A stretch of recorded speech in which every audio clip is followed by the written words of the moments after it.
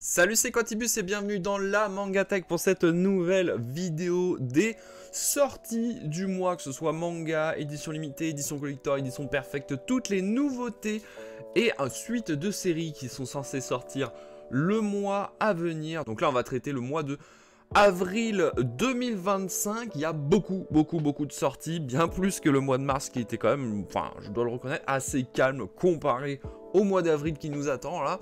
Donc une vidéo qui va permettre pour vous comme pour moi de lister au fur et à mesure de la vidéo tous les achats qu'on a prévu de faire et toutes les nouveautés qu'on a prévu de découvrir ce mois-ci. Donc n'hésitez pas à me faire votre liste dans la section commentaires juste en dessous de la vidéo. Voilà, ça permet de partager nos découvertes, nos prochains achats.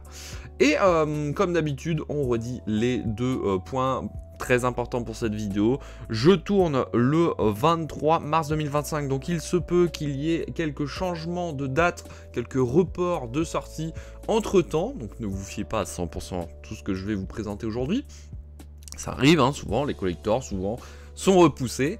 Et deuxième point, je ne connais pas tous les mangas qui existent dans le monde, donc il se peut que je passe à côté de un ou deux titres qui, selon vous, pour vous, est hyper important. Si c'est le cas, n'hésitez pas à présenter cet homme que j'ai loupé dans la section commentaires juste en dessous. Et puis bah du coup, maintenant qu'on a tout dit, on peut commencer avec toutes les sorties du mois d'avril. On commence direct avec le mercredi 2 avril 2025, et là on commence fort, hein, parce que là, enfin, le retour de One Piece, le tome 109, après la pause de Ishiroda, du coup, qui a impacté quelques mois après la France. Hein, il y a toujours un décalage avec le Japon et la France sur les sorties des One Piece. Mais là, voilà, ça faisait, ouais, je dirais bien 6 ou 7 mois qu'on n'avait pas eu de tome de One Piece. Donc ça y est, enfin, le tome 109. Ensuite, le tome 26 de Blue Lock. Bon, bah ça c'est l'inverse, hein. Très bon rythme. On a également l'épisode Nagi, le tome 5. Puis on est déjà au tome 5. De la saga Blue Lock. Hiruma à l'école des démons, tome 26. Qu'est-ce que je vois d'autre? Ron Kamanohachi Detective. Deranji Detective, pardon, tome 13. Là, je vois le tome 3 de la nouvelle édition de Dead Rock, de Hiro Mashima. Je vois une édition perfecte pour Hellsing, qui est un très vieux manga. Je pense que bah, si vous voulez présenter le manga, n'hésitez pas à le dire en commentaire, parce que moi je connais pas trop ce titre-là, mais je sais que c'est un incontournable. Enfin, moi je suis encore trop jeune pour avoir connu Hellsing, mais toutefois, voilà, sachez qu'il y a une édition perfecte qui sortira. N'hésitez pas à soutenir l'auteur si vous êtes intéressé. Witchwatch tome 11, Underjester tome 12. Qu'est-ce que je vois d'autre? Voilà, moi je vois rien d'autre qui m'intéresse plus que ça. Ah si, il y a No Manga No Life, le tome 2 de Mochizuki. Bon, le tome 1, j'avais pas accroché. L'édition est très belle. Je vais quand même le prendre parce que j'aime beaucoup l'auteur. Je vous présenterai sur la chaîne, évidemment, le titre. Alors, il n'y a pas encore de cover, par contre. Mais sinon, voilà, je ne vois rien d'autre. Donc je passe au jeudi 3 avril 2025 avec le tome 26 de Jujutsu Kaisen, le tome 23 de Valkyrie Apocalypse, le tome 10 de Akane Banashi, le tome 11 des carnets de l'apothicaire. Je pense que ça doit être la version de chez Manabook. Voilà, toutes des très grosses sorties, hein, quand même.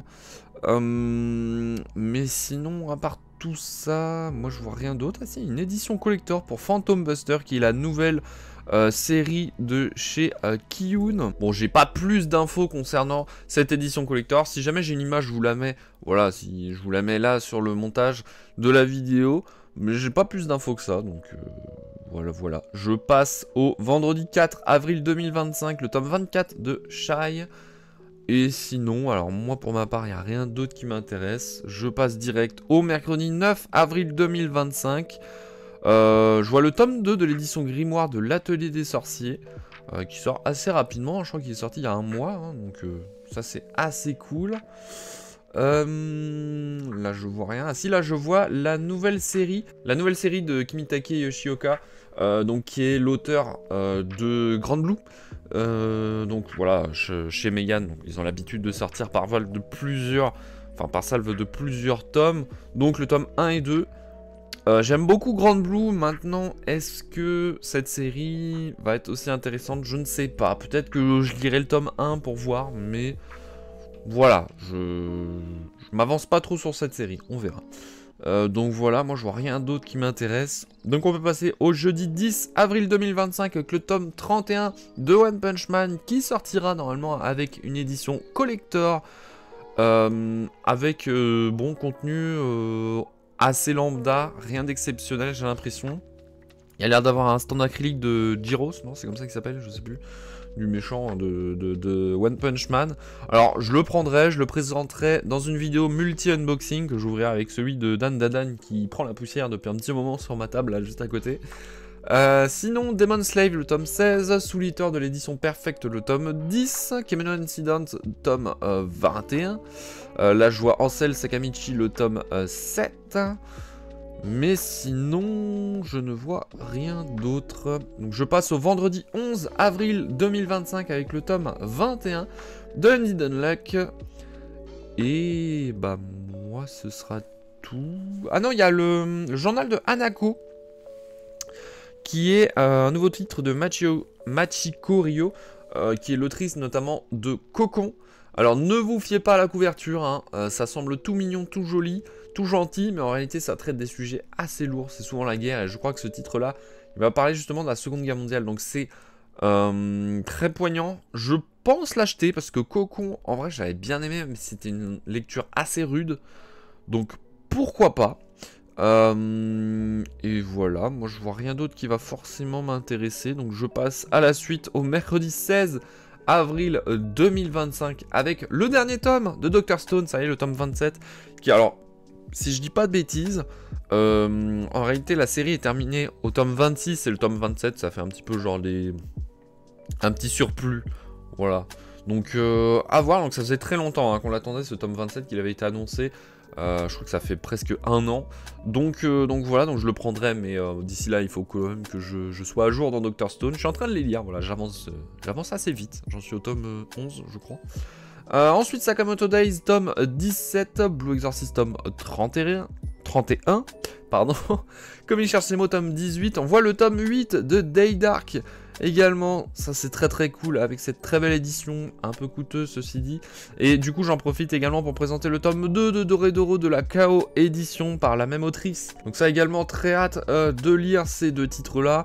On a le tome 18 de l'édition Masterpiece de Rokunenachi Blues, aka Rakai Blue. Jojo Land, tome 5, le tome 13 de la Perfect Edition de Beck. Ça faudrait que je lise un jour un Beck, ça m'intéresse. Et sinon, je ne vois rien d'autre. Donc je passe doucement. Ah si, on a un Thunder 3 tome 7, c'est une très bonne série, hein, ça il faut lire. Ah si, on a un nouveau one-shot de Janjito de chez Mangetsu, Dans l'ombre. Donc ça, très très chouette, hein. Ça je compte acheter, que je compte lire et que je compte présenter sur la chaîne. Ensuite, le jeudi 17 avril 2025, on a Ranking of Kings, tome 15. On a Bright Story, le tome 15 également.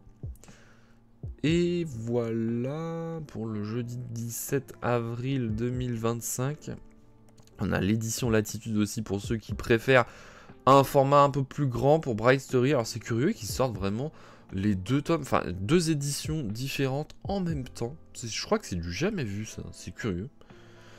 Ensuite, vendredi 18 avril 2025, on a Kagurabachi, le retour de la série emblématique de chez Kana, donc le tome 2.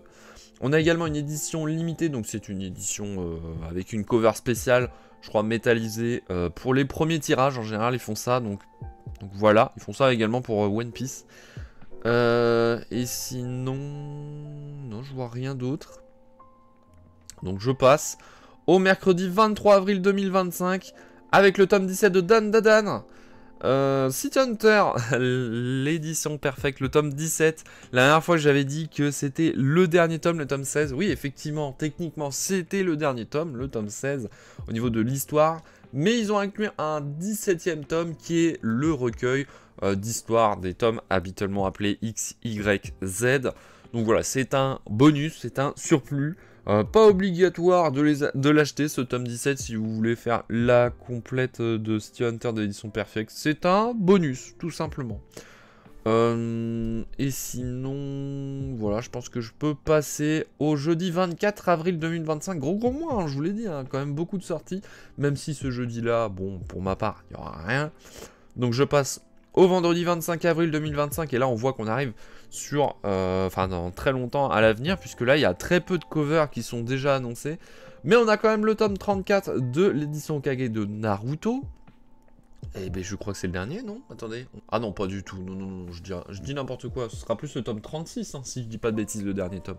Mais on s'en rapproche quand même rapidement. La Voix du Tablier, le tome 14. Ensuite, on a Nouvelle Salve de chez Meian des Kengan Omega, donc tome 21, 22, 23, 24, comme ils font d'habitude. Hein, 4 tomes par 4 tomes.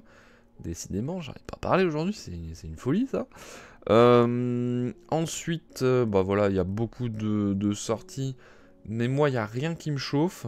Par contre, mercredi 30 avril 2025, on a le tome 8 de l'édition immortelle de l'Habitant de l'Infini, le Fire Punch tome 2 de la Burning Edition, qui a beaucoup fait parler, hein. Il y a eu beaucoup de gens assez déçus. Alors moi, je suis pas déçu parce que je m'y attendais, hein. C'est Crunchyroll, malheureusement, sur les éditions perfectes. Elles sont souvent imparfaites.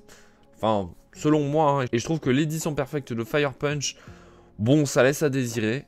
Bon, après, le prix, ça va. C'est pas déconnant. Par contre, moi, il y a une série que j'attends vraiment... Par contre, moi, il y a une série que j'ai très hâte de découvrir. C'est Ryo and the Electric Doll. Donc c'est par le même auteur que Steam Reverie in Amber, un one-shot que j'avais adoré, qui était à l'époque sorti chez Noévé Graphics. Et du coup, franchement, je vous invite à découvrir ce titre. Alors je le présenterai sur la chaîne, hein, je le lirai, je le présenterai. Mais visuellement, graphiquement, c'est de la très bonne cam, c'est très beau. C'est un titre que j'ai très hâte de découvrir. Donc voilà, et en plus on arrive à la fin du mois. La fin du mois d'avril 2025. Donc comme vous avez pu le voir, beaucoup de sorties, hein. N'hésitez pas à me faire votre liste de tout ce que vous avez prévu d'acheter et de découvrir. On lit ça tous ensemble, on en discute juste en dessous. Et voilà, et du coup, si la vidéo vous a été utile, n'hésitez pas à le dire dans les commentaires ou par le biais d'un pouce bleu, à vous abonner à la chaîne si ce n'est pas déjà fait. En attendant, on se dit à la prochaine. C'était Quantimus de la Mangatech. Salut!